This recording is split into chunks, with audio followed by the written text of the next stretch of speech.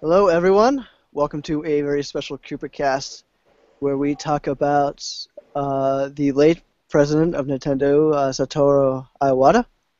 I'm your host for this Koopa Cast, Matt, the multimedia manager of PNM and PureNintendo.com. I'm joined by two very special people. I am joined by Justin Sharp, our editor-in-chief, Hello, everyone. and I am joined by Trevor Gould, our writer. Hi everyone, thanks for watching, and as glad to be here as I can under the circumstances. I definitely agree. And like I said before, we are talking about Mr. Iwata. If you have any thoughts that you'd like to share, like, something that if you were like on E3 and you saw him and you met him and he was a super nice guy, or some way Iwata like inspired you in some way, feel free to leave a comment on our KoopaCast post at purenintendo.com. You'll see the post right up on the front page. If you're watching this directly from Google Plus, you can also use the Q&A app. We are actively looking, and we will read all of your comments.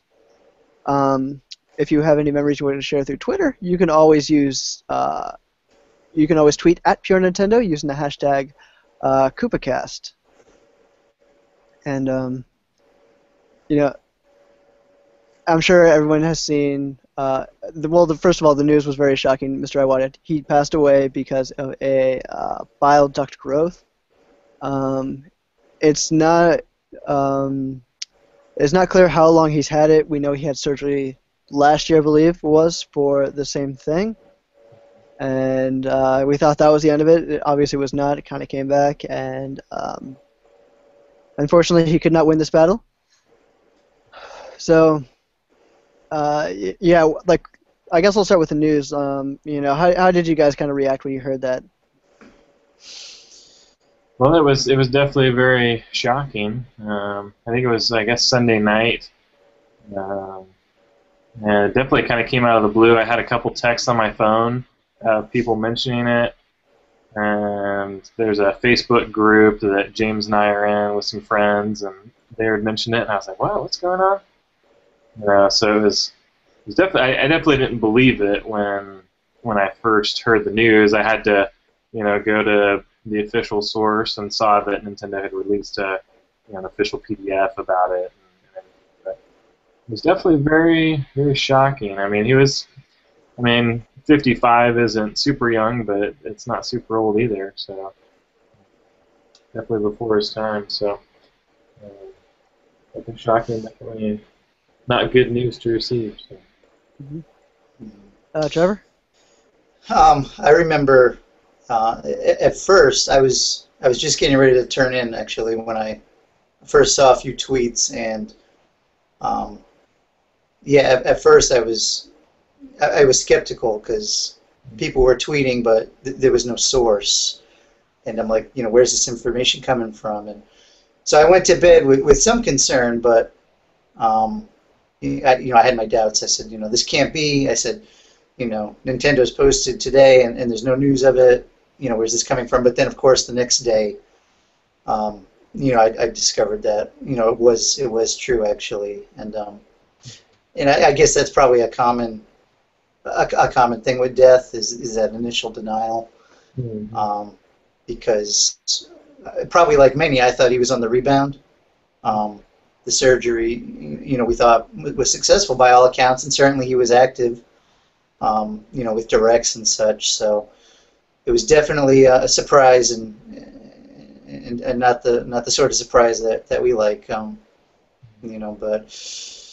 now that some time's gone, and we have days to reflect, I've tried to just look at his time with Nintendo and reflect on the man in a good light, and not dwell in my own grief or the grief of fans. Yeah, remember his life and legacy and impact he made. I had I guess a similar experience to like the other two. I kind of just got off of my J job, and I just happened to see a tweet from another journalist that says like, it just said "Rest in peace, Mr. Iwata," and that guy's post jokes before, and I'm like, oh, okay, so it's probably some reference to some other tweet that he's written, you know. So I started scrolling down, more and more people kept saying it, and then I saw the PDF. I was like, oh man, it was very sudden, and then you know, again, very sad. And when I did some research into it, like kind of what it was, and it was like, I guess it was cancer that got him. And apparently, like, I think I want to say Wall Street may have published this. I can't remember off the top of my head. They talked about the survivability of the type of cancer that Mr. Iwata was suffering from, and that it was somewhere like in a very low percentage, like I want to say like 15 or 35 or something like that. And like so he's had that. To think that he's had that for like more than a year, and then he's known this, and then he's still like running the company kind of like just like it's normal, like everyday business practices, and then just that really speaks a lot about who he was. I was watching the GDC 2005 conference. They just kind of released it after his death of Mr. Iwata's speech, and apparently during that even like he was suffering from a sore throat. And, I mean, that's just the kind of guy he is. It's like doesn't matter like what's affecting him. He just wants to be out there and talking to people and letting everybody know how the company is doing and that they're always doing their best in Nintendo to get things done. Yeah, I think that's part of why it was such a surprise, because even though we knew he was ill, he was so active in the Nintendo community. I mean, even up till a couple weeks ago, he was responding to fan reaction from E3. Yeah. And sort of expressing regret that like Metroid didn't go over so well, and this wasn't a man that you would necessarily look at and say this is a man that's dying. Because he seemed to have that vital energy, especially when it came to Nintendo and and its fans. Yeah. Yeah, because you would think someone with that kind of condition would, step down, or there would be some other, So I don't know if he worked it out with Nintendo that said, hey, I can serve out my term, and maybe he just deteriorated really fast. I don't know, but it is cool that he stuck with it, and he still doing the directs as much as he could. Obviously, I think there was one or two directs where he wasn't doing them. There was like a direct micro, and then there was one where there was another guy doing it. But yeah, it seemed like he was still so involved. Like even, was it a few weeks ago, maybe a week before E3, where he tweeted out his new me, Where he was thinner. Yeah, and he was like, hey, I'm thinner, but I figured I should, debut my new me character and all that. He seemed pretty, jovial. I think it was when he first started doing that Iwata Twitter hashtag, But I don't know. He just seemed, when we were writing up our tributes to Iwata, I think probably the biggest thing I remember about him is just his humor. I mean, he didn't always. Like when he was in a direct, he was serious, but you could tell he had a lot of sense of humor, like, holding the bananas or, doing the Muppet stuff. I mean, that, he was involved with those decisions to do these fun, silly things that he knows fans would like or, get a rise out of them, So I always appreciated that about him. Yeah, I was watching the direct for Smash Brothers where him and Reggie were squaring off, and that was awesome. I thought that was such a sort of a a condensed version of like his life, because there he was fighting, but I mean he really was a fighter. Yeah. Like you said, how many people in his position would have stepped aside, and it's not like there weren't occasions where people were speculating that might happen for other reasons. There would have been, plenty of opportunities, but this was a man that was dedicated to Nintendo, to their fans, to gaming in general, and in spite of however much he must have been suffering, I can only imagine, but it speaks a lot to his character. Yeah, I thought it was really cool just seeing the responses just from like everybody in the game industry. Like Shu Yoshida, the Sony boss, and how he was mentioning Iwata, and just all these other people around the industry from Microsoft, Sony, all third-party developers that even ones that don't develop for Nintendo, they had, they knew he had an impact on the industry and was a positive influence. So, Mm. Have you guys ever actually met Iwata in person or seen him in person at all? I have seen him in person. My first E3, which was 2008, I think. Um, and one of the meeting rooms upstairs, Nintendo had a little booth, small little meeting room, and I was there playing. I forget the game I was playing. It was on the DS at the time. 3DS wasn't out yet, but he came in. There were a couple other Japanese executives with him. Miyamoto was there. Reggie was there. I was a little starstruck. I was just kind of like sitting there. There were a couple other journalists next to me playing this game. I was just looking up and just like watching. I was like texting my brother like, I'm in the same room with all these people that I've seen and heard about, and so it was just kind of an interesting moment, like my first E3 and seeing all three of them right there. Actually, the first time I saw him was the day before at the Kodak Theater. I was, for those of you who remember the infamous Nintendo press conference where they debuted Wii Music, and they had, the Robbie guy doing the drums. DJ Robbie drums. Yeah, it was pretty hilarious. I mean, for my first E3, I probably have fonder memories than people looking on from watching it live. But I can remember I got to the theater really early, and I actually saw Iwata crossing the street. It was like 6:30 in the morning, in the middle of Hollywood there, and he was waiting for the crosswalk. And so he pressed the button, and he's looking. He's in his suit, and waited for the crosswalk, and eventually cruised across. And I was just sitting there like, should I walk up to him? And he was by himself. There was nobody around him, and we were just walking into the theater. And like 10 minutes later, Reggie in his suit is doing the exact same thing, walking across the crosswalk there. But anyways, I didn't bother him or anything. But You didn't bother him or Reggie?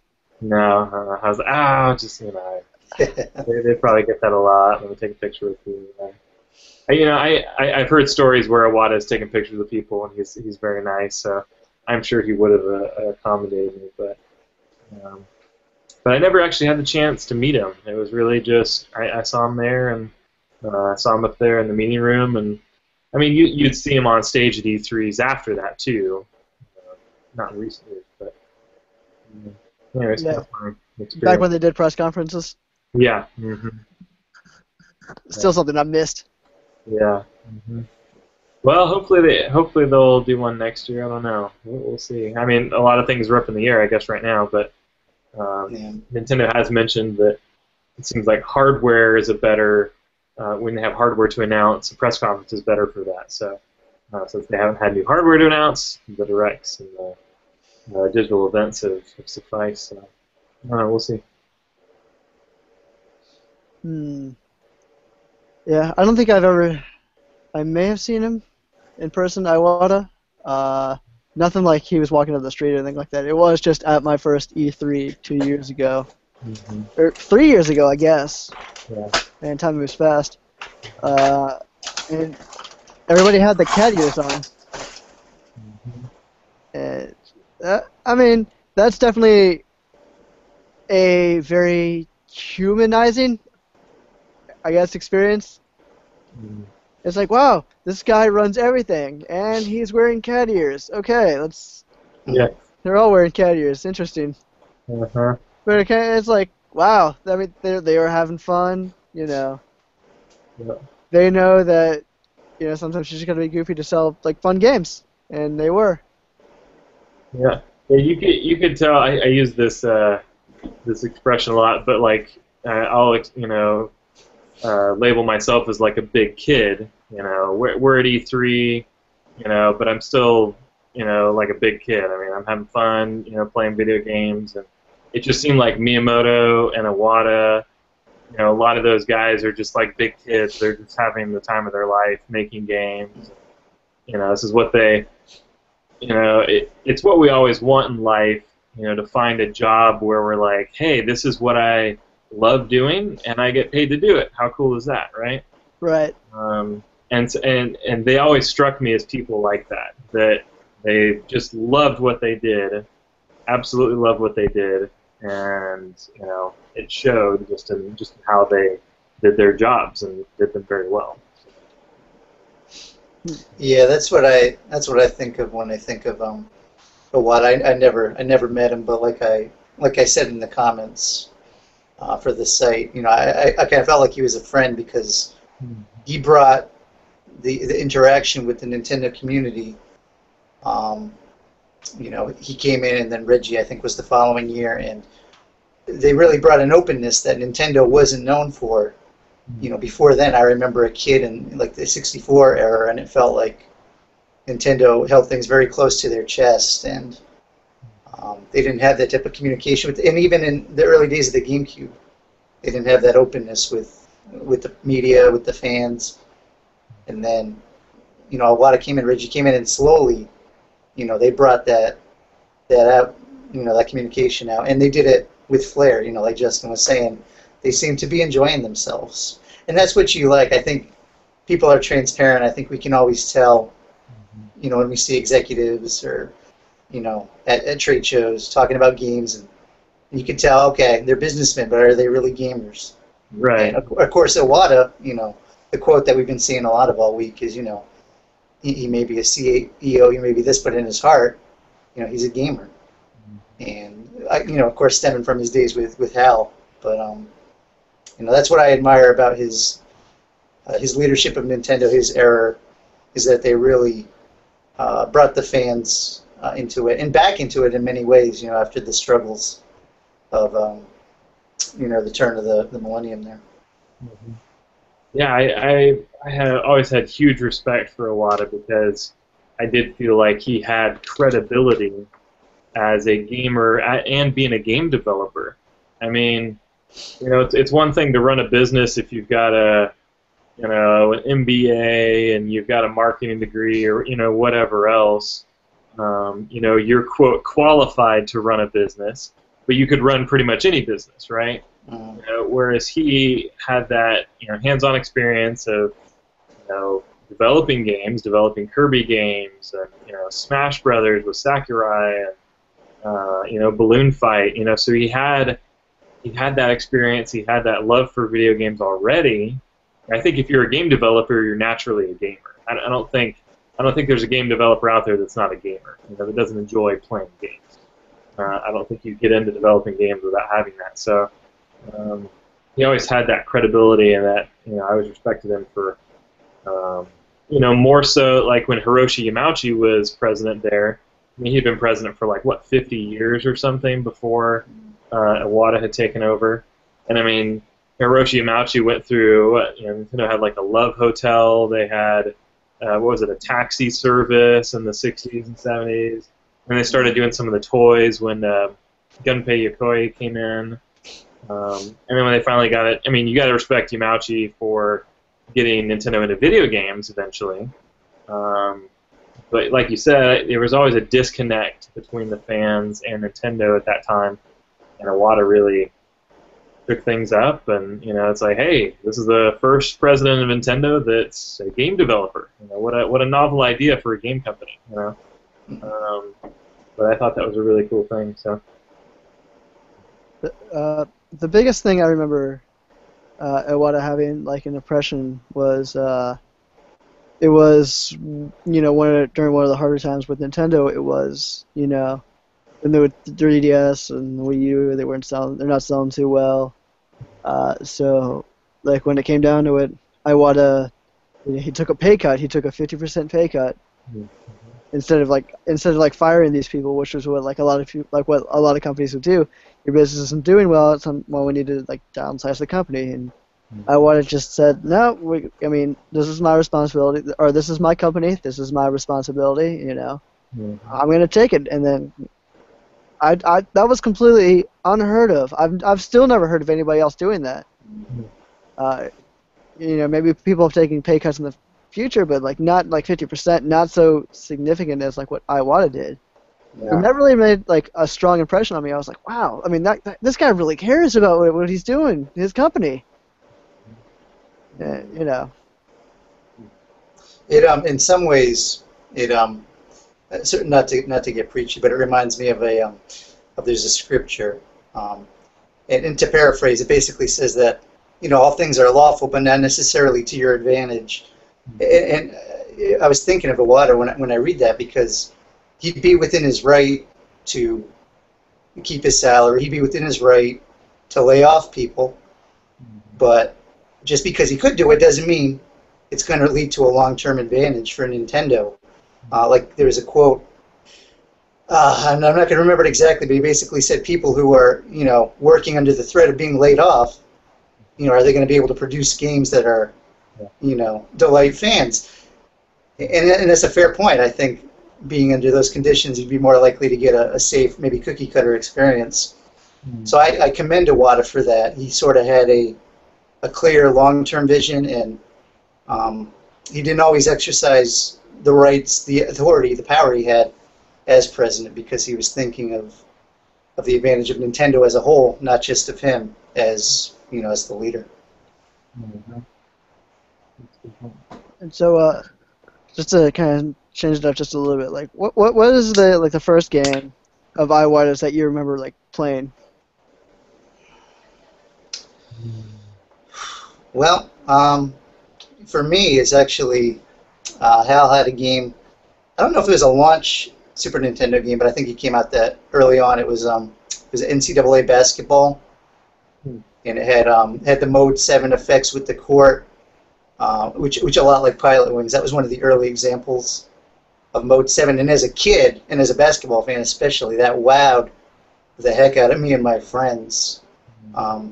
Coming off playing something like Double Dribble or something, to see that. And I remember thinking, wow, HAL is going to be, they're going to be Nintendo's EA. They're going to be churning out these sports hits, and they had a few, but of course they diversified into other genres. But that was definitely a highlight for even pre-Kirby and some of these other games. That was one of my favorites as a kid. How about you, Justin? I guess mine would have to be Smash Brothers. I don't know if I played any. I don't remember playing Balloon Fight much. We had like Mario Brothers 3 and Contra and a bunch of the typical NES games. But I don't remember playing Balloon Fight that much, just in retrospect on Virtual Console and things like that. But I'd say Smash Brothers 64 is probably my first. I didn't know at the time, obviously, that Iwata had worked on it, and Sakurai, and the type of game they were building at the time. I'm sure it was a very different concept. At that time, they wanted to make a 4-player game, and it's interesting hearing the stories about it now. But look at what an awesome game that's become. Smash Brothers is just huge. It spans every type of gamer, I think, can enjoy Smash Brothers. It's kind of like Mario Kart a little bit in that regard. But yeah, that was always a fun time. It was definitely the game that he wanted, or he talks about, which is like a game that anybody could play. Yeah. And Smash Brothers was definitely that. Yeah, and you think about from the early to mid to late '90s, the fighting genre was huge, and then they went from 2D to 3D, and it was very much an enthusiast genre. Like I remember back when arcades were popular, and you'd go in, and if you weren't studied up on Street Fighter or Tekken or a lot of these games, you'd get killed, because they were very complex. There were a lot of moves you need to learn, a lot of practice. And then Smash Brothers comes along, and it's like, hey, my kid sister can jump in and beat me up, or whoever. It opened up a wide range of possibilities while still appealing to that hardcore crowd. I hate to say that, but I was the best of both. Yeah, that seemed to be a recurring theme in Iwata. Just like his mission with games Nintendo made was accessibility. Making sure that everybody, all types of gamers could play and enjoy the game. I feel like sometimes Nintendo got some flack for that, because they're like, they would see those little things like, oh, do you need help? You've died lots of times. Do you need this little item or whatever? Oh, But I'd loathe those. yeah, and like so us as like the gamers were like, no, we don't need that. Get it away from me. But like I don't know, like seeing my nephew play or something. He thinks that's the greatest thing. He's like, oh, that item appeared. I'm gonna get it. And of course, it lets him get through the level. He can run into enemies. His little sister can play a little easier because she doesn't have to worry about running into enemies, and she can have fun. When a little kid, is trying to play along and they run into an enemy and die, and everyone else is enjoying the game, they feel bad. They don't want to play the game anymore. They're like, oh, this game's dumb. I died, and that you guys are having fun with it. But so I feel like he tried to include everybody. And I think that's cool, and I think we're seeing an example of that in the new Yoshi's Woolly World. How you have those different options where you can switch like in tandem as the game is playing. You can kind of switch that difficulty level, which is. Anyways, I always thought that was cool. And I mean, you can't, obviously opinions differ, but I think a large part of the success of the Wii and the DS stemmed from that approach. How many Wii owners got it just because they could enjoy Wii Sports, or DS people got it from like the Touch Generation games. And I mean those are two. I mean Wii over 100 million consoles. DS I think is within a few 100,000 of the PS2 for best-selling system ever. Yeah. I mean that's huge, and we may forget that now because the Wii U's struggling. But that's huge, and those were two of Nintendo's biggest successes that came, under Iwata's leadership. I'm struggling to remember the first game that I played that was Iwata's, Mm. or that. I guess the first one where I was aware of how laboratory would be Smash Brothers for the N64. I always thought their logo was funny too. I remember seeing it. I was like, "How laboratory?" And it's this little dog with eggs. And... Yeah, I got to admit I can't remember what it's about. I still don't get it. But it's just kind of fun. I guess I mean I knew that Hell stood for something.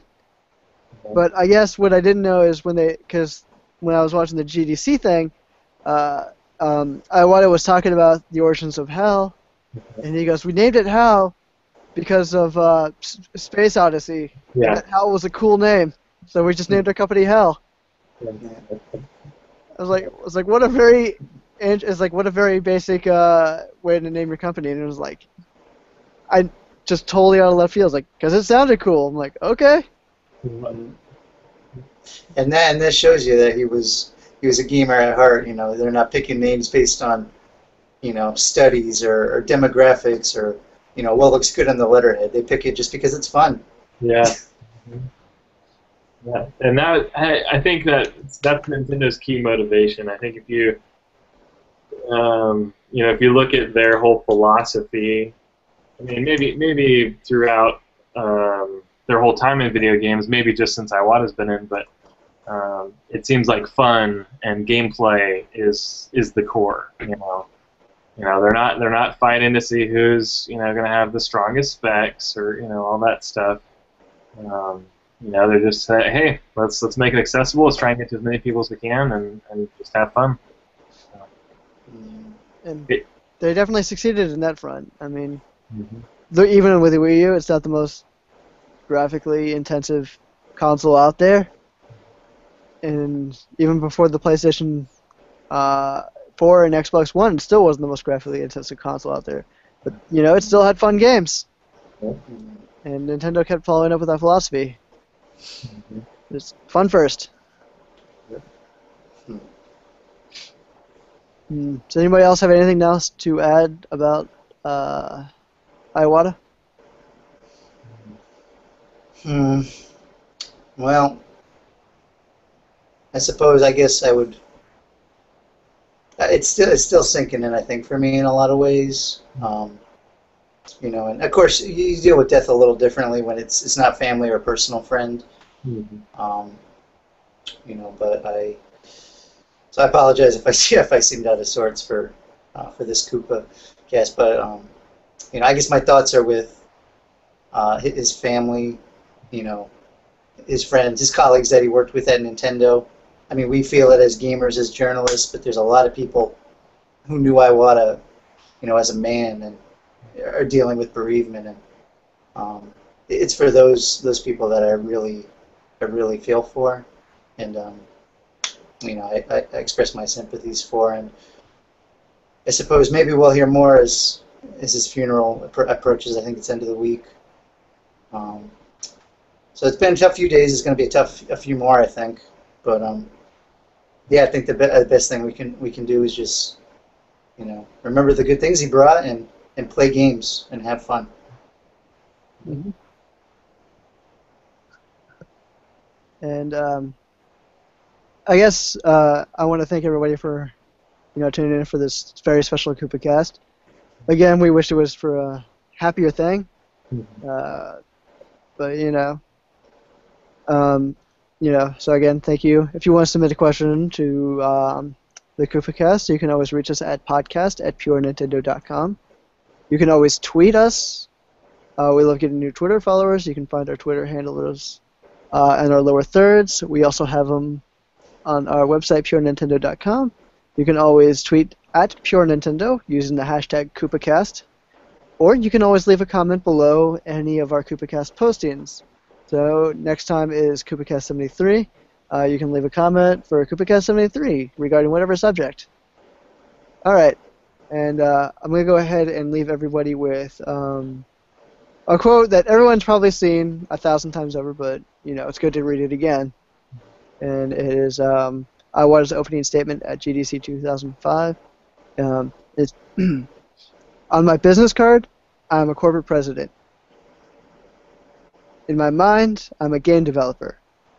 But in my heart, I'm a gamer. All right, and so thank you all for listening. And again, thank you very much, Mr. Iwata, for, you know, creating so many great games and working very hard and, you know, leading Nintendo down all these new directions. So thank you very much. All right.